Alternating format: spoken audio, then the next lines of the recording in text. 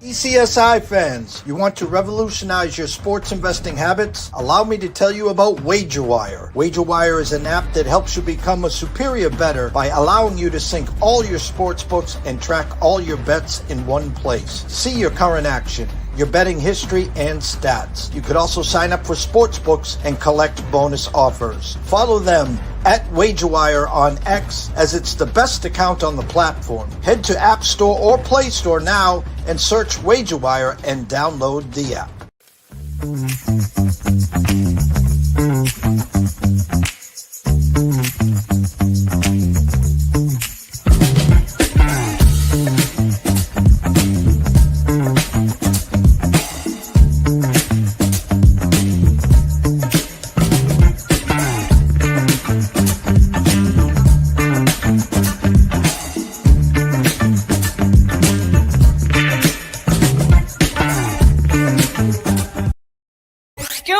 DJ. Hey, check this out. We got a great show coming your way.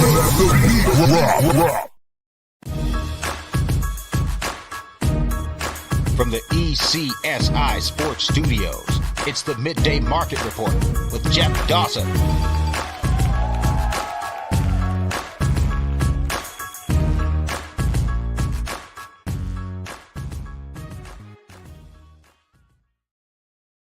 Good afternoon, sports fans from all around the globe. I am the host, Jeff Dawson, East Coast Sports Investors, and it is that time of the week. Good friend and colleague, live from LA, Mr. Ron Momilevsky at Ron A Sports.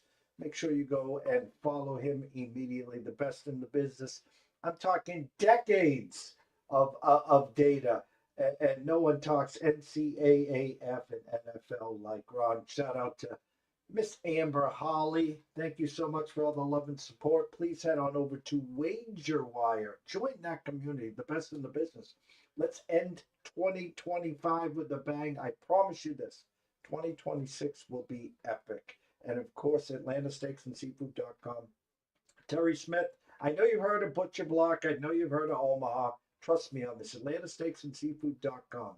Steaks, seafood, chops, appetizers, wines. Terry's got it all. Let him fill the tables for you in the holiday and the New Year festivities, and you can just sit back and enjoy. Tell him JD from ECSI sent you. So without further ado, let's bring him on, Mr. Ron Momilevsky.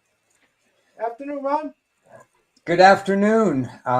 You keep making me hungry with those steaks right in front of my eyes, but everything else is going well. So much to talk about. I promise it is the festive season. No overtime. I promise. Tell your wife, no overtime, no shakes, no nothing. We're going to get in and we're going to get out. But, you sent me some notes. So I'm going to start because of what happened yesterday, obviously, in Michigan, as they fired their coach. Listen, I lived it a handful of years ago with the Celtics, and Ime had a little fling with someone in the office. It's just not, you can't do it. And it was immediately fired. Then did his penance for a couple of years. Now he's coaching. The Rockets have no idea what this will happen this Ron. But as you said, the carousel up to 30. You're under over 26 and a half. I bet the under. I lost. Take us through it, Ron. Yeah, some poor judgment is going on with some of these coaches. I know some of it is ego-driven, and there are just so many problems in this particular area. It started with Kent State with the falsification of information and financial stuff, and there's been other financial dealings that's happened. We even have another coach, the Ohio University coach. Ohio's in a bowl game, and their coach has been on leave for the last 7-8 days, and we don't know why, but something's going on there as well. So this is really becoming a little bit too commonplace there. This coaching carousel is crazy. I really don't think during the season you should be allowed to transfer within a conference. You shouldn't be allowed to go from Mississippi to LSU or LSU to Alabama, or for that matter, last year when Charles Huff went from Marshall to Southern Miss, and then he stays 1 year at Southern Miss, and now he's off to another job. How about trampling on the Pac-12 one more time as if it can't be trampled on again? They hire a whole staff from South Dakota in Jimmy Rogers and so on to replace their coach who left in a sideways move to Wake Forest. And now the South Dakota coach is going to Iowa State because that's his dream job. And he's been texting him for years and years if that job ever opens. And Washington State is left without a coach. And it's not going to go away because you got these new hires. You've got a couple of really good new hires that we could talk about as well. Will Stein is going to Kentucky, the hat I'm wearing right now today, by coincidence only. And there's another one, Brian Hartline is going from Ohio State. And we have Amber who's talking about the Buckeyes going back to back, but they're losing their offensive coordinator Hartline, and he's going to USF. And I got news for you. If Will Stein is successful, if Brian Hartline is successful, if the Alabama assistant is successful at Oregon State, they're going to go on and move to new jobs. This is not peak coaching carousel. This is every year occurrence from now on. And here's the hard part is, and my mouse wants to go sleep in here. Bear with me here. There we go. Back in the day, you played your 12 games, 11 games. If you were a part of the bowl game or the system, you were fine. There wasn't 48 bowl games. You had the granddaddy of them all. You had the big January 1st, a few small ones leading up to it. Now the coaches breathe for a week or two, then they get out and they start recruiting. Nick Saban, just to name one, the legend, got out because of where it is now with the NIL, with the transfer portal. And can you imagine this, Ron? Is you and your staff come to my house, my family. I'm a senior. I'm a 5-star. You sell me. You come here, Jeff. You're going to start immediately, and we got a 4-year plan for you, yada, yada, yada. And then you leave me before I get there, or you leave me after the first year. And the reason I came was because what you promised. And the fact is, whoever comes in won't know who the hell I am, or I won't be treated that same way. So I'm either going to say, hey, Ron, you remember what you said to me a year ago? I'm following your butt, and you better do the same thing that you said back here. Yeah, it's a mess that way. Nick Saban's just won the poster child for that. One of the most underrated coaches that we've ever had in college football who just wanted to coach football was Chris Peterson, who took a long time to move from Boise to Washington, got them into the Final Four right away, was successful, but he wasn't happy. And he kept telling his wife, he said, this is probably going to be my last year. It's just not the same. College football is not the same. And when you lose a great coach like that, the game is just different there in terms of how you have to react. And it's you have to re-recruit your own players every year because all of these guys are going to be poached.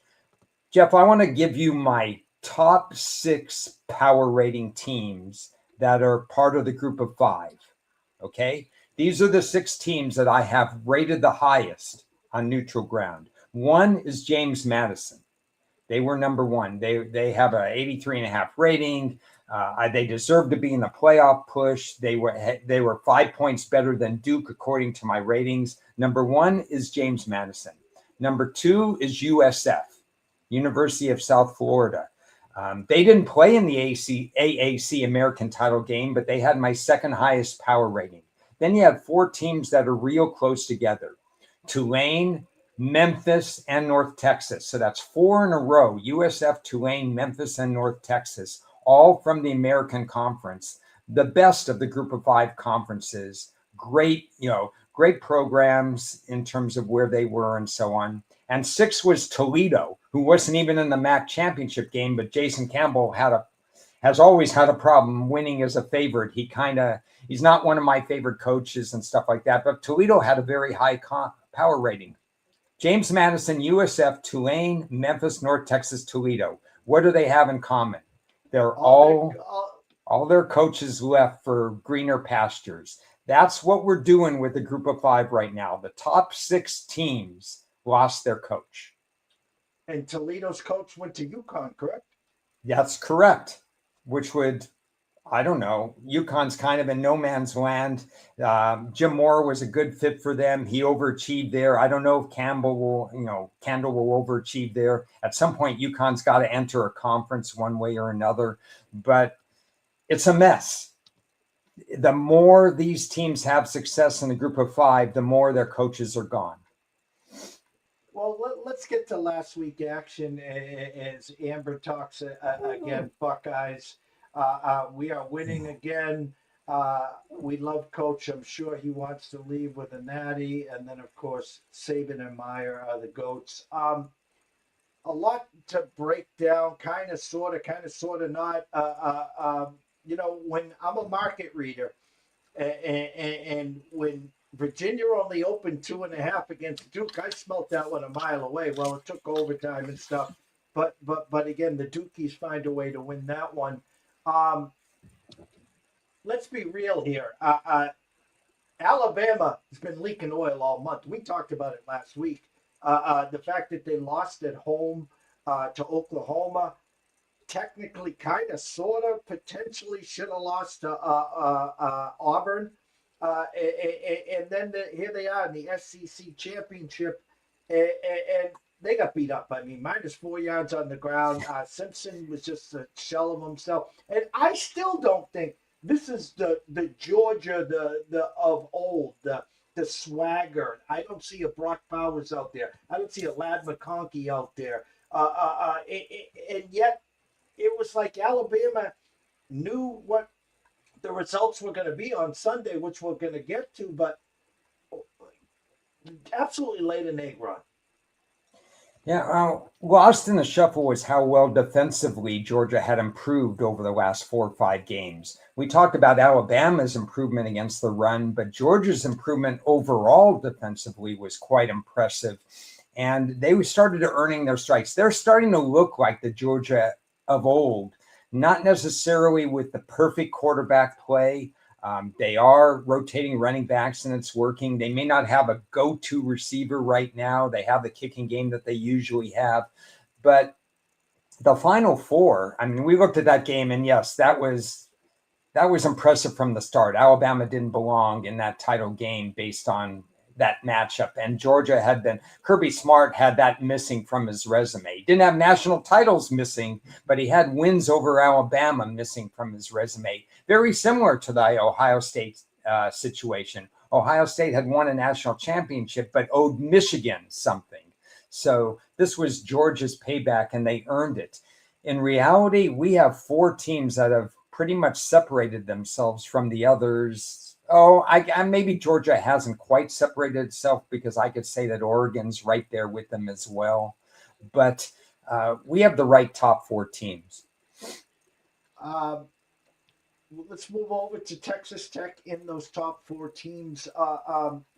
BYU comes down, scores on the first possession. We got a ball game, and Texas Tech says, "Hold my beer," and that's about it. I feel for BYU. Listen, I applaud the coach. He could have gone to Penn State. He stuck and stayed. He played for BYU. This is where he's meant for BYU. There were only 2 losses this year. We're to Texas Tech. I mean, you want to put up resumes, the Vanderbilts, the Texases, the Notre Dames. I'll match BYU's. I mean, 2 losses against Texas Tech, nothing to put your head down on. Yeah, and I'm one of the people who probably was in the camp of I'm not thinking about BYU in the playoffs. And I think that was a wrong, even with the loss at Texas Tech, I've revisited that a little bit. It's just so skewed for the SEC and the Big Ten. We start thinking about the Vanderbilts, who had a great year, We start thinking about Alabama. We start thinking about Oklahoma, who were and stuff like that. We're thinking about some of those teams, and we probably should be thinking about BYU as well. By all, I don't know, metrics and stuff like that, people think they had a horrible schedule because they didn't play in the Big 10 and because they didn't play in the SEC. But there are some very, very good Big 12 teams. I mean, both Arizona schools were pretty good this year. Once Kansas State got out of its scheduling dilemma, they were formidable. Utah only had 2 losses, one to Texas Tech and one to BYU. That was either controversial or they just left points on the table. And Utah should be in the discussion as well. They have a high power rating, but BYU played defense all season long. Really, really good defense. And on offense, they just had a freshman quarterback who had overachieved. And hey, Texas Tech bought themselves one of the great defenses of 2025. And that is a really impressive defense. So I should probably be holding BYU in a little bit higher regard. And maybe they should have gotten a little bit more play as well.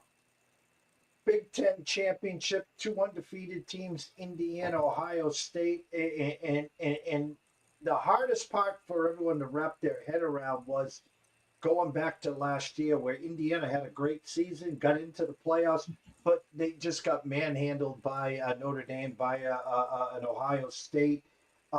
We didn't know how their offensive line and defensive line would match up to the almighty Ohio State. Well, holy cow, hell of a game. For the rankings, they just flip-flop 1-2. Indiana gets the regular season trophy. Slight favorites to win it. Ohio State number 2, as Amber's here telling us, and rooting hard for Ohio State. Take us to Saturday. Shocked, surprised at how Indiana stood up toe-to-toe with Ohio State? Not shocked or surprised, but impressed because I thought that Indiana would have a tough time offensively. I mean, nobody's been moving the ball on Ohio State. They've just been so rocked in this day and age. To allow under 100 points in 12 games is pretty incredible. And that's what Ohio State did.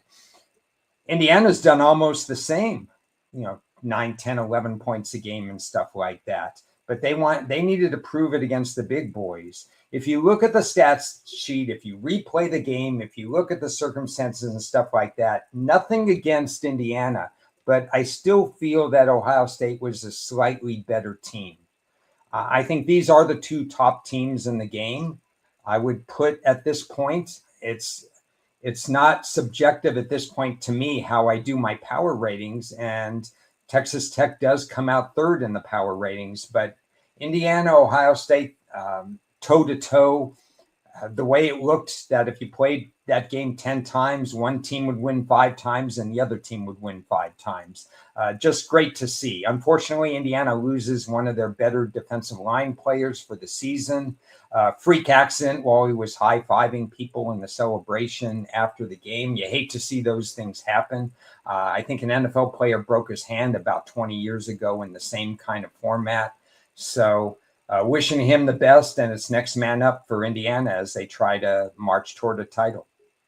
Did Mendoza do enough to win the Heisman, or does Pavia get the participation award and sneak in and steal the Heisman? The Heisman is based on Heisman-like moments. If you look at the whole body of work, if you look at overcoming odds as an underdog, if you look at willing your team to victory where that team never has had victory before, I think Pavia would be my vote. But I think Mendoza will win the award, and it would be a close call, but Mendoza had Heisman moments, helped by Cooper's catch against Penn State, and then the Heisman-like moments against Ohio State when he needed to have a pass, he threaded the needle. Was he inconsistent against Ohio State? Anybody was going to be inconsistent against Ohio State. That's not the issue. But he had Heisman moments, and I think that's going to push Mendoza through. Well, the headliner, and I'll close the college talk with this. My headline is it a Big Ten final in the NCAA championship? And kind of a loaded question. I wasn't even thinking about it this way. Again, I was more towards the rematch. Is it going to be Indiana or Ohio State? But I guess I can throw Oregon in there too, which some people, that's their dark horse.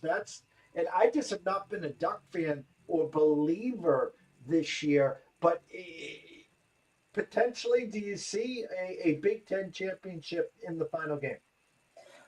You know, it's still untested. We still don't have enough of a sample size with 18, 19, 20, 21, 22-year-olds playing games 13, 14, 15, 16, and 17. It's a tough ask for Indiana or Ohio State to go all the way through. I know they get a bye and they get some time off to refresh. So maybe those two could be given a hall pass, but it's not that easy to run through 16, 17 games at that age and stay level and stay all the different things. Like it or not, most of their bodies are not as developed as 25-year-olds, 26, 27. That's just a general feeling on my part. And there are worthy teams to win it. Last year, we saw Oregon go undefeated and then lose the first week to Ohio State. So I think Oregon is a live play in a way because they have the understanding of what happened last year, a team that's similar to this year. And for whatever reason, this guy Moore, this quarterback who didn't look good at all at UCLA, is looking like in another era or whatever, we'd be talking about him as Heisman candidate because he put up Heisman numbers as well. He may end up being the first quarterback selected, even over Mendoza. We don't know for a fact that Mendoza, there's a lot of prep work and combine before Mendoza gets anointed the number one quarterback, but we shouldn't sleep on Moore. I have a feeling that Oregon plays enough football and is so well-rounded that they should be in the mix for this championship. But it wouldn't surprise me if Georgia got in. I'm intrigued by what Texas Tech brings to the table because we just don't know. They're the X factor. Wouldn't surprise me. Ohio State would a little bit surprise me at Indiana. They're just at some point they're going to throw in a game that maybe they shouldn't. But I love Kurt Signetti. It's kind of wide open. My dream scenario is that the Oregon place kicker misses a kick at the end of the game, costing them a title. And it makes me feel good, but that's a personal vendetta that we won't discuss here. All right, NFL, not for long, any given Sunday. And last week, again, between Circa Survivor and fantasy football, and of course the X's and O's in the trenches. My text to Mr. Lucky before we went live is, sometime you just got to say it's not their year. And I read the market with the best of them. Head scratcher, how Packers are 2-point favorites in Denver. I understand the Buffalo and the Patriots back and forth. I asked you a question backstage. I don't think I can recall two teams, winners of 10 in a row, both at home, both home dogs this week, and that's the Patriots, and that's, of course, the Broncos. But my point is the AFC is really shaping up where no Mahomes, potentially no Lamar. We already know no Burrow. And then there's Josh Allen looking up at the likes of Bo Nix, Drake May. And the real team, the real dark horse in my eyes in the AFC right now is the Houston Texans. It's going to be interesting for television ratings to not have a Mahomes, maybe not have Lamar. That's not a done deal because, Pittsburgh is no guarantee to win that division. You'd assume that there'll be enough wins for Buffalo that Josh Allen will be there. But the race is going to be fascinating to those who like football in general and don't root for a particular quarterback or a particular team. I think the AFC race is going to be every single playoff game could be magical. I think it's going to be just one of those years. Basically, what you're saying is we've been slow. The collective we have been slow to say, hey, wait, Baltimore is not Baltimore this year. Kansas City is not the one-score magic team they were this year. Buffalo's not the defensive juggernaut that they were. That automatically gets them a fifth or sixth potential in a row AFC East crown. So there's a lot of parts that we're not used to seeing in the AFC, and I think it's creating a tremendous fun and excitement because we have New England starting to play to their potential. At the beginning of the year, I didn't think they were all that good, but they had the fourth place schedule and a better coach and so on. Well, now they're good and they still have the fourth place schedule and whatever, and they may have a playoff bye. It's between them and Denver. And Denver is not winning by margin, and they're not the greatest team on the planet, but statistically, they belong with the best of them. How they sack teams, how they prevent passes from being completed, their efficiency on offense, even though it's not a dynamite offense. And you could say same about Houston. Fantastic defense, a quarterback who gets the job done, but they're very one-dimensional because they don't have a run game. How does that all fit in the AFC picture? I think it's going to be an incredible playoff season. And Mr. Lucky brought up in our weekly call, he was talking about last year, Chiefs 12-0 in one possession games, and their margin, their plus minus was right around 11. This year they got a plus 65, and yet they are behind the 8 ball. And again, it was like, when do you turn on a primetime game in Kansas City and don't hear the war cries and the chants as they're warming up right before kickoff? I don't think I heard one till late in the second quarter. And by midway through the third, it was a wrap. You knew who was going to win that game, Ron. Yeah.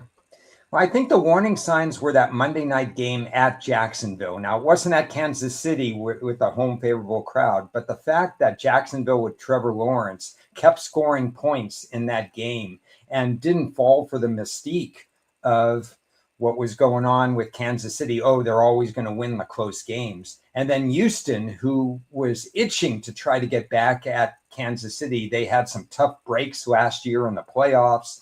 They had another loss to them. They just hadn't gotten over. Houston had proved everything to a lot of people, but hadn't proven that they could beat Kansas City. And then they go in and they beat Kansas City at Kansas City. So there's that fear factor is gone right now, and Kansas City has to do it on the field. And right now they're just right in the mix like every other team, and they're fighting for their lives, but they're not done yet. They could run the table. If you've looked at the Chargers schedule, unfortunately for the Chargers, who have been, they're decimated. I mean, they're doing whatever they can. They're running a one-arm quarterback 7 or 8 times for 50 yards and winning games and stuff like that. The Chargers' last 4 games are much tougher than Kansas City's last 4 games. Well, it's going to be interesting for sure as my wireless headphones keep playing games with me. So bear with me here. We had a great Mr. Sailor. They will call him Signati after this year. So I can't go over to the NFC with, listen, I think this is a call for help with the NFL in this regards. We saw what Joe Flacco did coming off the couch last year. We saw what he did this year. And now Russell's Indianapolis Colts, who started the year great. Daniel Jones, we're talking long-term potential contract extension. Anthony Richardson hurt. Insert Brian Leonard. And now all of a sudden Leonard's nicked up. And 45-year-old Phillip Rivers to the rescue. I still can't even. It's the first time all week I've talked about it. Okay. I have to start with a story then. And that's as growing up as an Oakland Raider fan, Stabler and Biletnikoff, there was no greater feeling that you were going to win a game late in the fourth quarter in the Darryl Monica days, even before that, when you brought in 900-year-old George Blanda in the fourth quarter to not just kick field goals, but to actually win games. And he won 4 or 5 fourth quarter games. That guy was incredible. Phillip Rivers is his age, and I'd rather have George Blanda in that situation. Phillip Rivers doesn't look like an NFL quarterback right now. I think all things considered, they'd like to have Riley Leonard be healthy and raring to go. You have to have a backup. In the NFL, these quarterbacks get hurt. We're going to have 3 new starting quarterbacks from this week, if you count the Jets. And I think there's one other team that's going to, the Raiders might go to Kenny Pickett, or they've announced that. And now you have the situation where Riley Leonard or Philip Rivers or somebody's going to start for Indianapolis. This is a hard situation. It's not even a home game. They're going to Seattle, one of the best defensive teams in the league. It's tough enough for any quarterback to do that. Indianapolis still has playoff opportunities, even without this win at Seattle. I think it's just a weird move to me. I don't know how else to put it. Well, I was going to suggest that in the taxi squad, that each team, and I don't know where they'd find them because there aren't 30 retreads or 30 projects, but I think that each team, because of what has happened with all the injuries, what happened last year, what has happened this year, each team gets an extra practice squad spot just for the project quarterback in cases like this. Yeah, maybe you have one of these weird alternative, I don't know what you want to call it, combine kind things. And you have 20 quarterbacks who are not in the NFL, or maybe they're in the Canadian League and the Canadian League schedule is over. They played the Grey Cup already, and you put them in a pool and you just make them available to teams. You say, be ready. And an NFL team can call you because we know you've thrown every week, you're under controlled circumstances or whatever, and then you get called in. I mean, we can come up with some creative idea where we have quarterbacks ready to go, because there aren't enough quarterbacks to cover all the injuries in the NFL. NFC, listen, the Rams 2 weeks ago was the perfect spot. 9.5-point favorites going to Carolina, lose outright. Stafford's worst game. They said, hold my beer, and they just flexed their muscles. I was listening to Mr. Adam Kaplan this afternoon on Call-In, and he says that the Rams have done something that no other team he can remember has ever done, and that is in week 7, install a 3 tight end offense, which is just taken off, and whether it's the run, whether it's the single wide receiver, Devontae Adams, or this past week, Puka, but he's never seen mid-season to add something like this and just to prosper as the ways the Rams and McVay have done. Yeah, I like that from a number of standpoints, because we saw this league switch from power to speed these last, let's say, 5 to 10 years, where it carried over an offense. You had to have all these gadget players, and that Tyreek Hill is not a gadget player, even though he was a third-day pick, when he came out and stuff like that. But these players where you can chess piece and move them out, we're going to be faster than you. And then the defenses got faster. And people said Kansas City was the first at this. Let's get Nick Bolton. Let's get these guys who are just faster than you, and they can cover a lot of ground, and they can counteract that. And now the Rams come in and say, okay, you're going to get faster. We're going to get meaner, and we're going to go out and we're going to have mismatched targets. You've heard me say, everybody who's listened to me on any show has heard me say how, especially for young quarterbacks, the offensive line and a pass-catching tight end with a bigger target radius is a rookie quarterback or a young quarterback's best friend. Well, it's even Matthew Stafford's friend, because you've got all these mismatches against undersized linebackers nowadays. In fact, teams don't usually employ 3 linebackers these days. They're using a 5-2 or a 4-2-5. You see 5 defensive backs. That's very common in the NFL. So McVay is coming out with something that counteracts that. Some teams like Seattle are made to actually go against that tight end set. And we saw Stafford and the Rams struggle against Seattle. And there's some feeling that Detroit will have that kind of effect too, because the Lions are one of those drafting teams that draft for power more than speed. But I like what McVay has done. Eagles, like the Chiefs, like the Ravens, kind of playing with their food. Something's going on in Philadelphia with their demise. Dallas still alive. It's going to take a lot there. The Phillies scheduled 2 against Washington, 1 against the Raiders, and I forget their last game. But my point I keep been talking about is that team called Seattle, who was 6-6 at halftime, and they ended up putting up, I think, close to 40 last Sunday. And if the Rams were to hiccup and somehow, some way, Seattle's hosting the NFC Championship game. Now, of course, if Donald has that 3-4 turnover game, all bets are off. I keep talking about that, but there's another spot in Green Bay where if you got to go to Lambeau Field in the second to last weekend in January, and the frozen tundra is the frozen tundra, you're not going to want to go there. Never mind try to go there and win to get to the Super Bowl.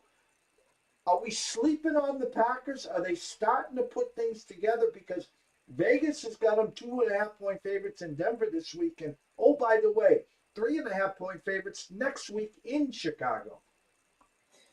Yeah, it's interesting because you look at if every team played their best, what would happen? If every team played their worst, what would happen? If every team played their best, I think Green Bay absolutely deserves to be in the mix for one of the best teams, if not the best team in the NFC. The problem is Green Bay hasn't played their best every single week. We saw, in fact, they have a tie against Carolina. I know they're up and coming and stuff like that, but Green Bay has played their worst against teams that you'd expect them to roll over. So I don't think Green Bay is firing on all cylinders right now. And the beauty of this year is we don't know if Green Bay is going to end up first in their own division yet, because they have that rematch against Chicago. And I came away very impressed with Chicago in that Green Bay game. I mean, they acted like they belong, Chicago. And I wouldn't rule out Detroit either, because that schedule that Detroit has after this Ram game, this is a tricky game, obviously, against the Rams. But after that, Detroit could go 3-1 down the stretch and maybe even catch Green Bay, because Green Bay's schedule is tricky as well. We don't know if Chicago will hold up for all 4 weeks, but there's still to be determined who's going to win that division. If Green Bay hosts during the playoffs, that's got to be a worry for opposing teams. The only question I have is we don't know if Green Bay will host. And it gets back to Philadelphia again. As bad as it looks from a locker room perspective, especially, team chemistry is terrible in Philadelphia. But the NFL thought that scheduling week, 15 and 17 against Washington was going to provide incredible drama. Instead, Washington is nowhere to be seen. It seems to me you should always have one of these marquee games earlier in the year, just in case that disaster scenario hits, where one team is not as good as you thought it was going to be, or one quarterback is out. I think the NFL made a mistake scheduling Washington twice with Philly at the end of the year. Let me ask you one final question before we get your closing thoughts, of course, and it's actually a coaching question in this regards. Former BC head coach, now the Packers DC. Weeks and weeks ago, there was some, let's say, rumblings that he was one of the top choices to go to the Giants, and came out yesterday or today that he's actually the favorite. Do you agree or disagree? I mean, he's not that marquee name that New York's going to go, we got our guy, but I think it's a great, great move if that's the move they want to make. Yeah, I'm kind of torn because it's not a bad move, because he's improved the Green Bay defense. He's done a lot of good things. I don't think he's done everything that he could do with that personnel, but he's done enough to make you think that, yes, he should get a shot with the Giants. He won to some extent with Boston College, as you know, and then he came in a situation and he kind of improved them right away. Is it a splash hire? No, not that you have to have a splash hire, because splash hires, Pete Carroll was a splash hire and it didn't work out in a tough division. There are splash hires that don't work. I'd like to see other names in the mix, just personally, because the Giants need to get out of a rut. They need to bang the door down like Chicago did with Ben Johnson. and just to try to get out of that rut where we keep thinking that the Giants are going to improve, and every year they have a top 10, top 7, top 5 draft pick. It's, we'll see. And if they hire him, again, if you hire a defensive coach, you must hire an elite offensive coordinator. That's the area that kind of gets lost in the shuffle. Defensive coaches by nature tend to be more conservative if they're in charge of the offense as well, and they're not analytically as sound as where you need to be in the 2025, 2020s and stuff like that. Any defensive coach hired, that's fine with me, but make sure you bring in a McDaniels again, at New England. Bring in somebody that you feel confident that is going to be with it offensively. Usually 7 to 8 openings each year in the NFL and the coaches carousel. Do you see the same thing this year? Yeah, I think Atlanta's going to have an opening. If I were Arizona would have an opening. We already have the 2 openings that we know of. We could have an opening. I don't know. I think you have to stick with Pete Carroll one more year, but you have to get him help. And again, in the coordinator, he's just set back too much in stone. You could look at a surprise firing here and there. And if Baltimore misses the playoffs, is there a mutual understanding? We've heard all this random talk about Pittsburgh and Mike Tomlin, but I still think that's Mike Tomlin's decision, but we'll see about that. Miami, maybe they're off the hook. Maybe they're not. Let's see how the last 4 games play out. We're probably looking at minimum of 5, though. I'm glad you brought up the Ravens, because I was playing a hypothetical. If Miami does fire their coach, it seems if Ravens limp to the finish, maybe they do need a new voice. Maybe they're tuning him out, but it's almost like if Harbaugh is fired and someone like Miami says, "Oh, okay, here we go, out of here, boy genius, you're gone, next up," and then all of a sudden Harbaugh doesn't even get the chance to get home and unpack, and he's heading somewhere else. Oh, yeah. I think Atlanta, for example, would be on the phone in 2 seconds. And if he gets let go, some of these teams may not fire them. Let's say Atlanta and Arizona stall and they're not firing. And then Harbaugh, by mutual understanding, parts ways. Then they fire their coach because they think they're going to get him. Russell says, what if John Harbaugh went to Michigan? Hey, so the job is open. I don't know, but and it's a good job. Michigan is a really good job. So they're going to go after somebody. They may go after, the rumors are they'll go after Judd Fish at Washington, for example. And I know DeBoer's name came up, but aside from that, I think Judd Fish would be the one to watch just in case. With Portnoy's love affair with Michigan, and he's got Gruden under his wings at Barstools, and the fact that Gruden made it clear that he'd love to coach, quote unquote, in the SEC. Obviously, Michigan isn't that. That's the Big Ten. Been out too long, or do you think Gruden's actual name carries some weight?